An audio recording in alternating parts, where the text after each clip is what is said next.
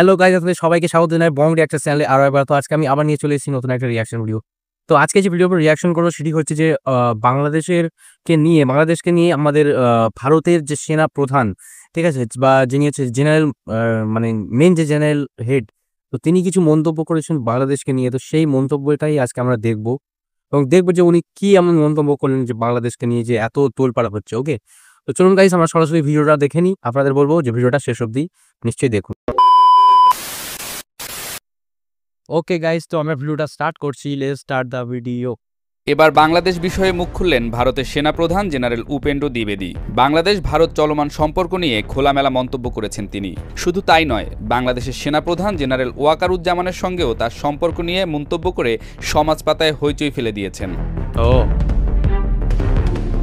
হাসিনা সরকারের পতনের পর থেকে ভারতে দায়িত্বশীল ব্যক্তিরা মুখে কুলু পেটে বসেছিলেন। দিল্লির পররাষ্ট্র দপ্তর মাঝে মধ্যে দুই একটি শব্দ খরচ করলেও সেটা দায়সারা এবং মিডিয়ার চাপাচাপিতে।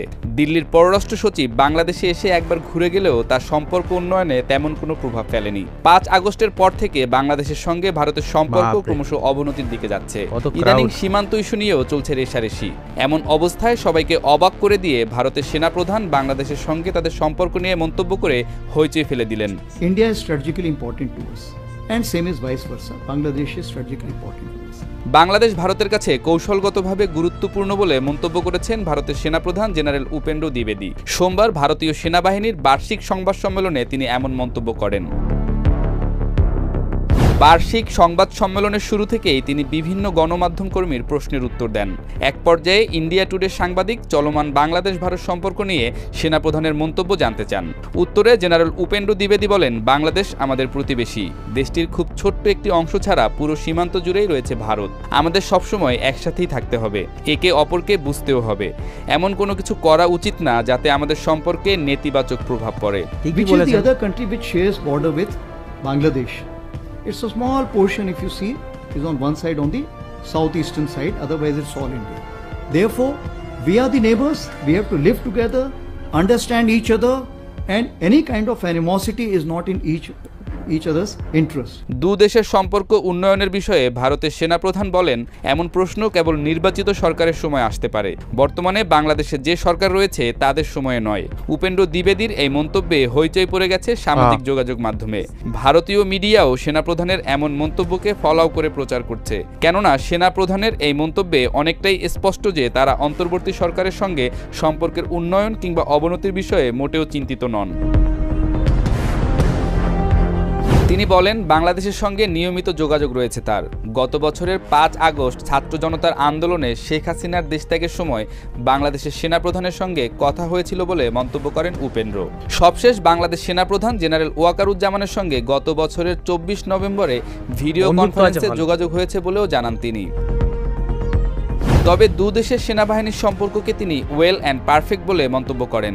ভারতের সেনাপ্রধান আরও জানান, বাংলাদেশের সেনাপ্রধানের সঙ্গে তার যোগাযোগ রয়েছে, তবে শেখ হাসিনার ভারতে অবস্থান নিয়ে তিনি কোনো মন্তব্য করেননি। আদৌ কি ভারতে আছে?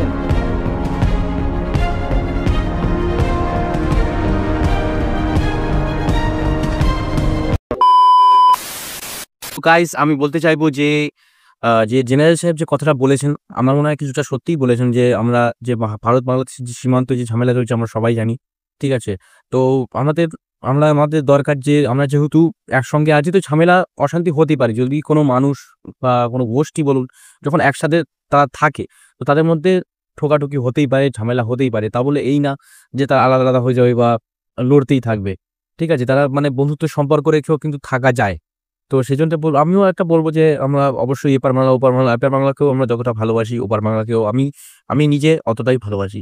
সেজন্যই আমি আপনাদের কন্টেন্ট এত ভালোবাসি, আপনাদের কন্টেন্ট এত রিয়াক্ট করি, কারণ আমার খুব ভালো লাগে, সেজন্যই রিয়াক্ট করি। তো আমি চাইবো যে একটা বন্ধুত্বের সম্পর্ক গড়ে উঠুক, এইসব ঝামেলা অশান্তি যেন মিটে যায়, আমি সেটাই চাইবো। এখন জানি না এখন কবে ঠিকঠাক হবে, কিন্তু যেটা চাই সেটা আপনাদের সাথে শেয়ার করলাম। তো আপনারা একটু চেষ্টা করুন যাতে বন্ধুত্বের সম্পর্ক রাখা যায়, যদি ভালোভাবে থাকা যায়, ঠিক আছে। এভাবে ঝুট ঝামেলা করে ভারতেরও অনেক দোষ আছে, বাংলাদেশেরও কিছু দোষ আছে, ঠিক আছে। দোষ সবারই আছে, আমি বলবো না সবার নেই। তো আমার মনে হয় যে বন্ধুত্বের সম্পর্ক রেখে এগিয়ে যাওয়াই ভালো। তো গাইস, আজকের ভিডিও ওভারঅল এই ছিল। তো আপনাদের কেমন লাগলো অবশ্যই কমেন্ট করে জানাবেন, এবং কমেন্টে যদি কোনো রেকমেন্ডেশন থাকে কোনো ভিডিও, তো অবশ্যই কমেন্ট করে জানাবেন, তো আমি অবশ্যই রিঅ্যাক্ট করবো। আর অনেকদিন পরে আসছি, সেজন্য ক্ষমা করবেন।